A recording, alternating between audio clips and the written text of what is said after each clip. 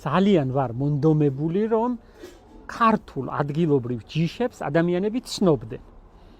ამისთვის ერთი ხერხი მოვიფიქრე, რომ ტურისტებმა, ასე ფართო საზოგადოებამ შეძლონ ინფორმაციასთან ერთად ამ ნივთების შეძენა. გავაკეთე ჩასაცმელად მაისურები, ქართული ხილის, ქართული ბოსტნეულის ინფორმაციით, აი ნახეთ მაგალითად 64-ის ვაშლი. მაისური, თათრულა ხაპი, მაისური, მალინა მარწყვი, აი ჟოლო მარწყვს რო ვეძახით, უგემრიელესი ყველაზე კაი ჯიში რომ არის, რა თქმა უნდა, ხარისგულა პამიდორი. აი წავიკითხოთ მაგალითად. რომ ეს ინფორმაცია კონდეს ადამიანს ქართულ და ინგლისურ ენაზე. მაღალი, სარზიან ჭიგოზე ასაკრავი საუკეთესო ჯიშია. ვარდისფერი ან წითელი, ნაყოფი უმეტესად არის დიდი ზომის და ოდნავ წაწვეტებული, გულის მოყვანილობის. თხელკანიანია, რბილობი კი მკვრივია და ხორციანი. სხვა ჯიშებისგან განსხვავებით, ხარისგულა პამიდორი ბევრად ნაკლები თესლით არის გამორჩეული. ძალიან სასარგებლოა, გამოირჩევა განსაკუთრებული დაბალანსებული გემოთი. საქართველოში მოჰყავთ ბოლოს 60-70 წელია, მაგალითად მსხალი ალექსანდროული. აი აქაც ინფორმაცია. ერთ-ერთი საუკეთესო ჯიშია, წვნიანი ნაყოფით, განსაკუთრებით გემრიელია საქართველოს მთიან რეგიონებში, აჭარაში, რაჭაში, დუშეთის სოფლებში მოწვეული მოსავალი. კარგად ინახება ზამთრამდე და დამწიფებული კიდევ უფრო სასიამოვნო გემოსია. მეტი რა ვქნათ.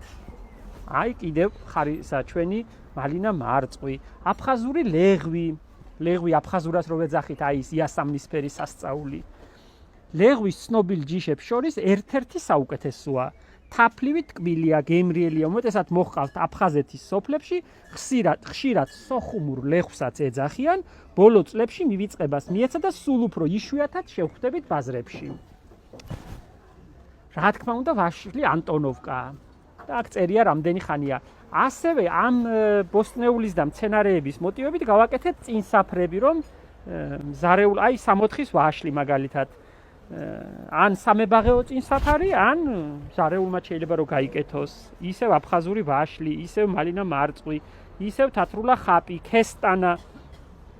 ქესტანა, წაბლახაპი, ბამბახაპი, ჩქინობრა, კოპეშია, ასე უწოდებენ დასავლეთ საქართველოს სხვადასხვა კუთხეში. გავაკეთეთ აგერ, რა ქვია მაგას, ტილოებს, ჩაის ტილოებს რო ვეძახით. ალექსანდროული მსხალი,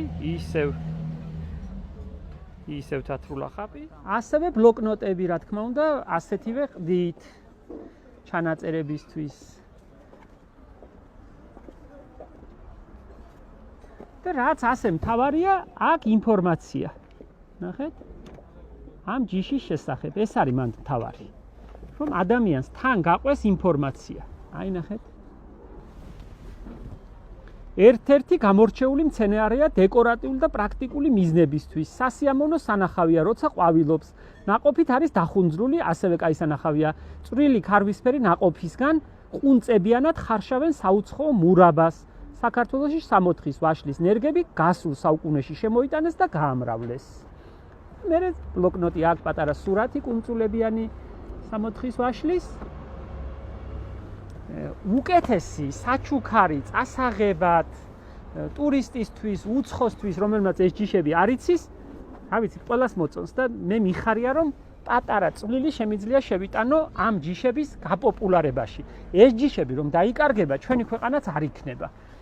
ამ გემოებზე, ამ ჯიშებზე, ამ სურნელებაზე არის დამოკიდებული ყველაფერი.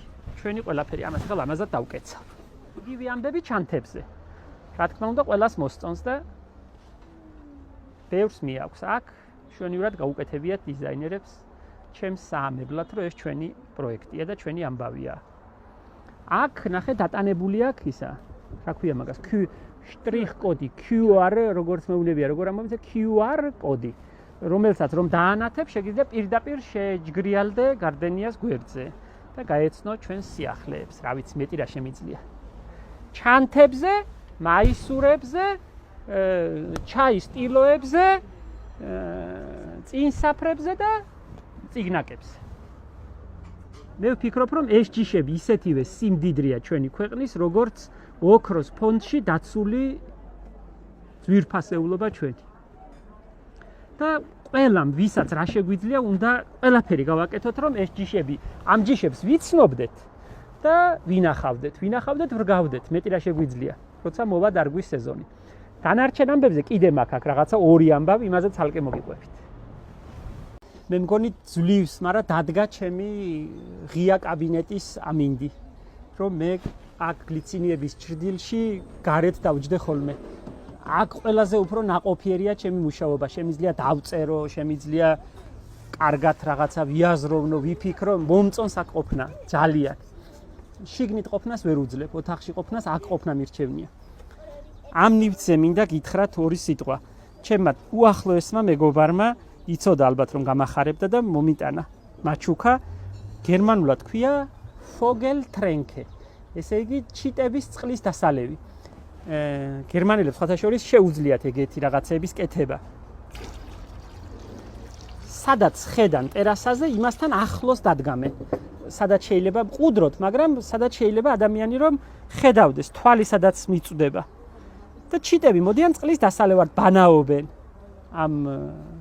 აი იქ მიდგას ხოლმე წინ. ეხლა ამ წითელ ვერბენებთან დავდგი და ნახე როგორ უხდება ეს ლურჯი წყალი და ეს წითელი ვერბენები ძალიან უხდება შვენის. აქ თიხის ქოთნებში მაქვს ეს ვერბენები და ამ ცისფერ კედელს, აქ თეფშები მაქვს, იგი მიჩვენებია თქვენთვის, ლამაზ-ლამაზი თეფშები კედელზე.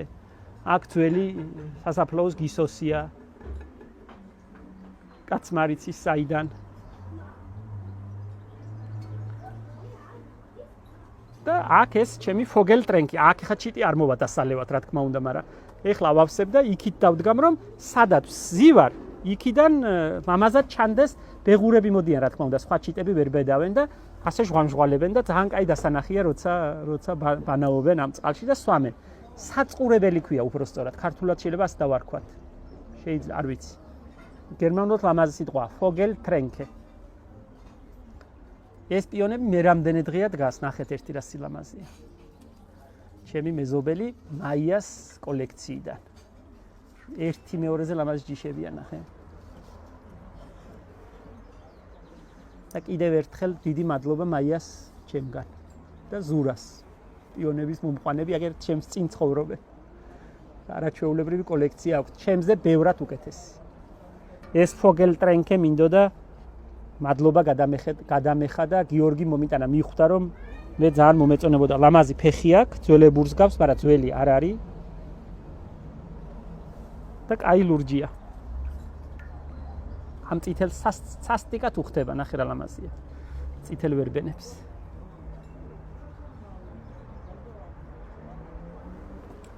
მე მგონი კაი კაბინეტი მაქვს. და იმედი მაქვს რომ აქ რაღაცებს მოვასწრებ და მოვახერხებ. ბევრი რამე მაქვს საკეთებელი ძალიან. ბევრი საშრომი მაქვს.